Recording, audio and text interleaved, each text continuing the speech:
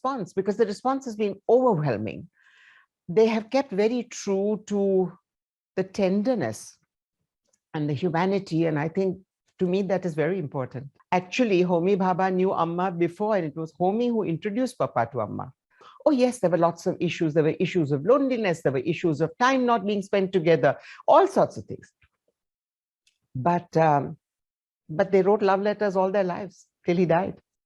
Mr. Seshan, who was then Secretary Atomic Energy, and who became a very, very beloved friend after that with my mother and me and my brother, used to tell us of the terrible stress that Papa had. But that still doesn't explain his death.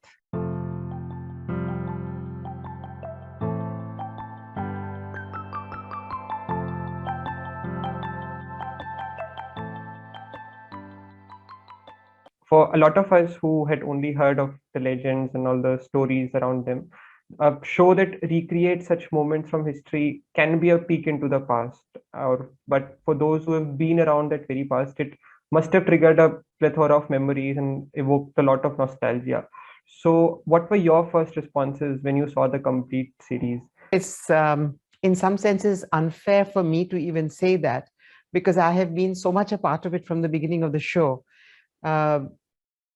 First of all, they could have easily made the show without us knowing, because most of what is there, or a lot of what is there, is in the public domain.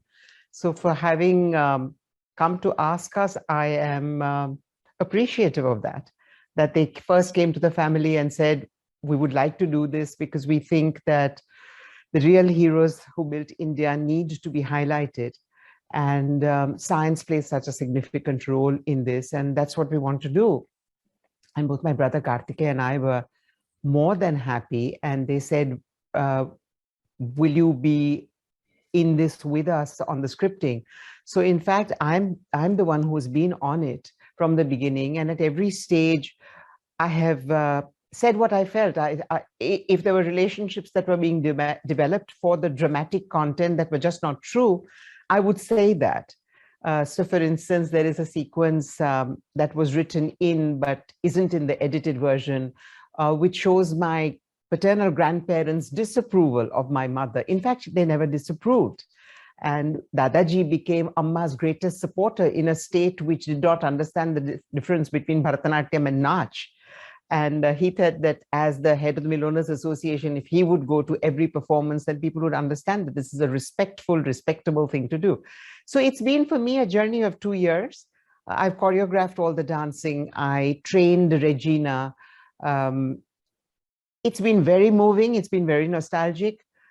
But, you know, as somebody who consumes a fair amount of internet content in fiction and non-fiction, one of the things that has always bothered me is that we always make heroes out of chores.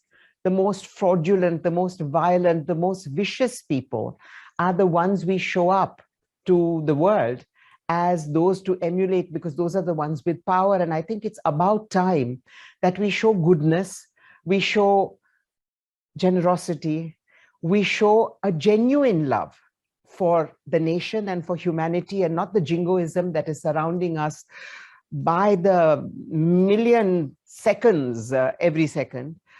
And I think that's why I am so delighted at the show and the response, because the response has been overwhelming. They have kept very true to the tenderness and the humanity. And I think, to me, that is very important. So I'm very pleased.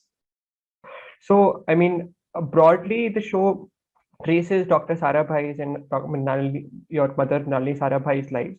And it traces it not just as a couple, but also as two distinguished individuals. So when you were around, and what were your earliest memories of them as a child, and how the two of them were around you? So how, just recount something of that for us, maybe.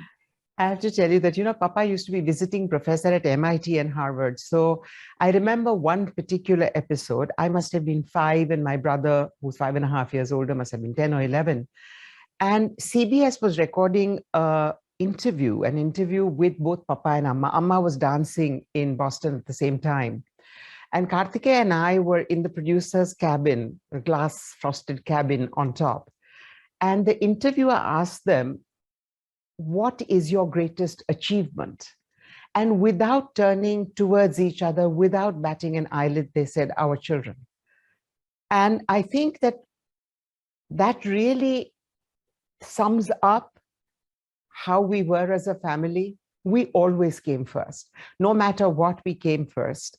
There was a pact that whichever parent was touring, the other parent had to be at home babysitting till I was 12. And it was invariably Papa, because Amma was very much famous long before Papa was. And she was touring the world. So whenever I got caught in school with trouble or mischief or something, it was always Papa had to come and bail me out. He was an amazing father. He was fun. My greatest irritation with him was that I would come home stuck on some maths problem or some science problem and say, Papa, help me with my homework. And he would sit me down and say, Mallika, breathe. And I'd say, what do you mean breathe? He said, Mallika, just sit down and breathe. So then I'd breathe and I'd say, Papa, I still don't know the answer. And he'd say, breathe again. And this would go on, and finally I would say, Papa, why are you asking me to breathe? And he'd say, Mallika, if your teacher didn't think you were capable of answering this, she wouldn't have given it to you as homework. So just breathe and calm down. It used to exasperate me. I completely broke down in the sequence where Papa and Amma get married, because I've heard so many stories about that. I've had so many stories of how the Quit India movement came and nobody could attend the wedding, and they had to have like this shotgun wedding with only people like my grandmother. And actually in the scene, they show many more people, but actually there were like 3 people there, Rukmini Arundale being one of them. There are so many stories that came alive. And I think the way they've treated the scenes and the kind of periodicity that comes out from everything was a way of reliving things that were told to me, but I had only in my head visualized. Okay, that's amazing. Just one another aspect of this, if I were to build on, was that in the household that you were born into, there was almost a seamless blend of both science and arts. You had a father who was one of the great scientists, you had a mother who was one of the great dancers. So tell us something about the influences in terms of your interest. How did their pursuits shape your interest and made you what you probably are today? Papa was not a scientist for pure science. Right. For him, science was a language of development.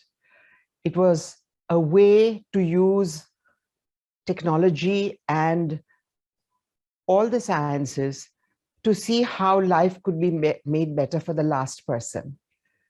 Amma also felt that dance and art were her languages, that she could communicate to people about the ills of society, about prejudices and how they were wrong. And both of them basically used their language to make the world a better place. And I think Karthika and I both grew up with this, that you could use any language. It didn't matter what language you used. But that privilege meant trying to make the world a better place. That privilege meant opening up a window where there was darkness. That privilege meant, at least for me, giving voice to the voiceless. And my brother is an environmentalist and works a lot in environmental education. And that's what he's trying to do. And I think through my work, whether it's in the arts or whether it's writing or whether it's talking to you, what I really want to do is to make people understand that life is not all about being afraid and hating, that there are beautiful things in life and we need to dig into that beauty within ourselves to make it better for other people. So I think in some senses, my pastime reading is often about the development in brain sciences. I might have gone into physics or chemistry. Chemistry was my pet. But when I was in college, we had to cut frogs and I still balk at that. Had dissection been as virtual as it is today, I might have gone into the sciences, but I did go into management. Dr. Bhabha, of course, and the relationship which Dr. Sarabhai and Dr. Bhabha shared. And in the the amazing show, relationship that my mother shared with Dr. Bhabha. Yeah, exactly. There are all these wonderful drawings that Homi Bhabha did of Amma. And as you may know, actually, Homi Bhabha knew Amma before, and it was Homi who introduced Papa to Amma. Oh, okay. It's told differently in the series. But the fact was that Amma was in Bangalore dancing with Ram Gopal, but she was a very keen tennis player. And Homi and she were tennis partners. So when Papa decided that he wanted to raise funds for a people's theatre because he felt that all the sabhas were for the Brahmin elites, he discussed this with Homi, and Homi said that, oh, I know my tennis partner is a Bharatanatyam dancer, so maybe she can do something to help you raise funds. And that's how Papa and Amma met, and then Papa went to Ram Gopal, and that's how really it happened. Right, it's told completely differently. I mean, probably for the dramatization Of in the course. series. Right, right, right. But Right. Homi and Papa were very close. Homi and Amma were very close. Then after Homi passed away, Homi's younger brother, Jamshed Bhabha, who built the NCPA, he and Amma were very, very close friends. So it was two very sophisticated, very dedicated people who were great friends, but had different worldviews and didn't mind. It was not like today, if you don't agree with me, I kill you. It wasn't like that at all. I was brought up in a household where there were Nobel laureates and astronauts and the greatest artists and the Russian prima ballerina, all floating in and out. And Karthikeya and I were encouraged to talk to all of them, to interact, never not to ask questions. And it was just a different era. It doesn't exist anymore, not with the rich, not with the famous. That kind of openness has completely left us, especially in India. We have become closed, and the rich deal with the other rich, and there is nothing of the arts, there's nothing of the sciences, there's nothing of the intellectual part. And we live in an India where the intellect is considered stupid, where anybody who has an academic interest or likes books is considered stupid. I belong to that group. In the show, we see Dr. Sarabhai and Dr. Bhabha disagreeing on a lot of aspects, but still there is a very good sense of friendship between the two. And our world tells us that that is not possible. Plurality is not possible. And that if you believe in plurality, which I do, and I think that my mongrelness of being half Gujarati, quarter Tamil, quarter Malayali is something that I pride, and I talk of my mongrelness. So this idea of purity is something that I think is false. There is nobody who is pure. The pure breeds are the weakest, the most dim-witted. And instead of celebrating that, we have made it into a dirty word. We made that into a dirty world. And I hope that by seeing this series, all of that will come through.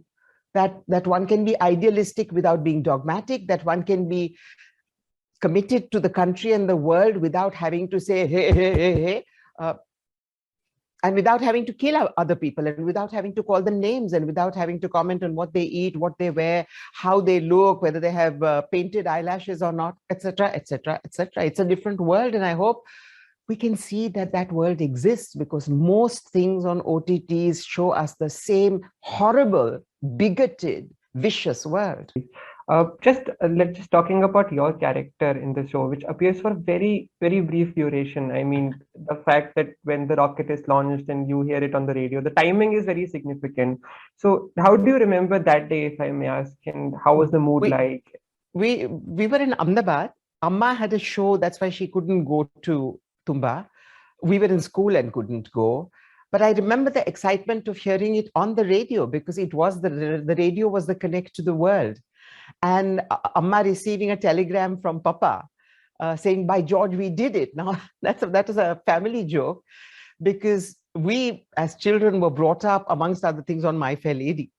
And when Audrey Hepburn finally is able to say the rain in Spain stays mainly on the plain, Professor Higgins and his friends say, by George, she did it. And that has always remained a joke in our family. So the telegram said, by George, we did it. And I remember that moment very clearly. And when Papa came back, it was joyous, but Papa was already thinking of the next mountain to climb. Just one thing which I also wanted to talk about in this interview was about the Darpana Academy of Performing Arts, and we see that your mother is establishing and it just takes off. And it's been a long time from then when your mother and father established it. So if you could just talk a little about the legacy, how has it endured, how have things evolved, particularly in the present times in the last 2 years where all of us have been affected? At the gate of Darpana, are two beautiful photographs, one of Papa and one of Amma. And it says Vikram Sarabhai, the artist, and it says Mrinalini Sarabhai, the scientist. And everybody's very surprised, and they take a double take and go and look at it.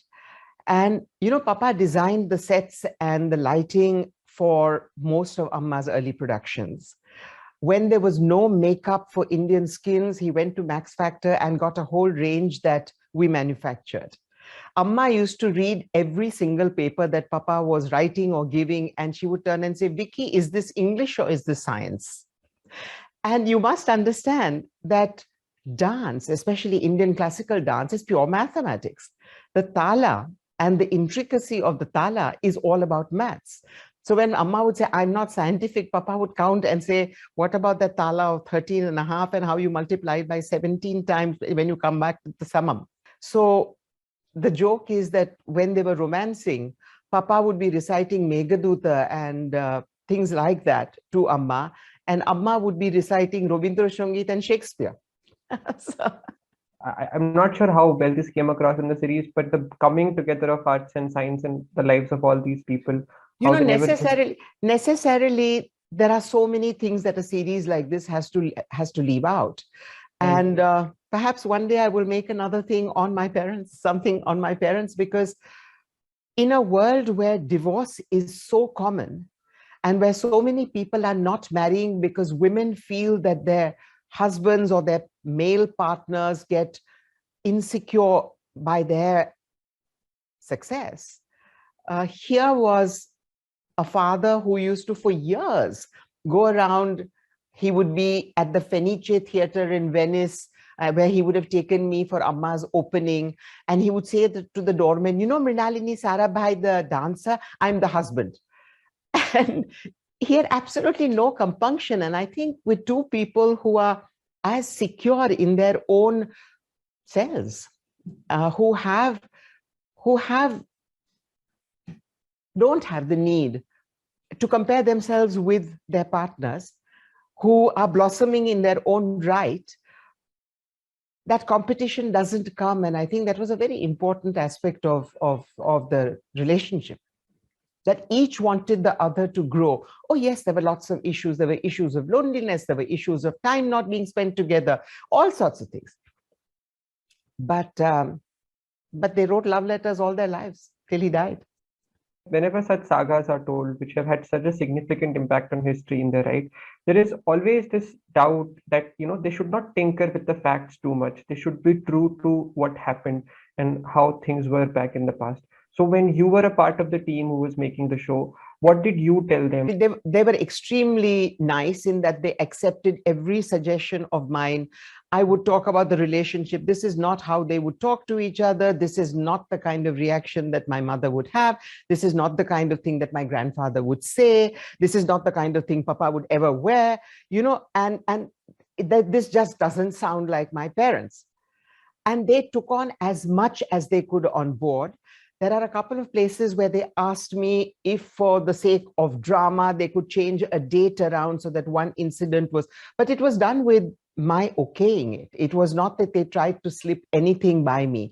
You know, as a family, we are thrilled with it. We can nitpick. You can nitpick with anything that is created, because I might have a different image of Papa and I might think that in this scene, Papa should have said that, or maybe that scene could have been developed more. But after all, they are the creators and they have had the respect and they love Papa and Homi. Season 1 ends with the launch of the rocket and everybody is jubilated. And then we also see a threat to Dr. Bhabha's life in that scene. So just if you could just give us a little bit about what's in the offing. And I mean, because we know that there is a season 2 also, which will come because they worked at a stretch on both the seasons in those 2 years. Their lives were so enriched. And, you know, I read a review today saying that they have brought in the CIA just to bring in a sort of malevolence thing. In fact, the CIA was there. In fact, one of the first reactions after Papa died was do a post-mortem. Because, you know, Papa died on the 30th of December, 1971. I was in Mumbai doing my first film. I met him on the morning, 5 a.m. on the 29th of December. Amma was also there. I was leaving for my shoot. I was shooting my first film, Sonal. And I said to him, Papa, did you have your blood pressure checked yesterday? And he said, Malli, don't bother me. I'm fine. I'm fit. And I will see you day after tomorrow. And we will go and dance at the Ahmedabad Gymkhana for New Year's Eve. That's the last thing he said to me. And for somebody, yes, he was stressed. He was stressed because Mrs. Gandhi was trying to make him go nuclear and he was against it. He didn't want to do it. And Mr. Seshan, who was then Secretary Atomic Energy and who became a very, very beloved friend after that with my mother and me and my brother, used to tell us of the terrible stress that Papa had. But that still doesn't explain his death. That still doesn't explain the way he died. And we will get to see all of this in the season 2, I'm guessing, the entire trajectory. You get to see this in season 2. You get to see the birth of Darpana. You get to see the development of Darpana. You get to see how Amma first broke away from the classical repertoire and used classical dance to talk of the issues, which is what she really became path-breaking with, that she took Bharatanatyam and Kathakali and spoke of issues like dowry deaths and so on, which is something that we see in season 2. And you see much more dancing, which is nice.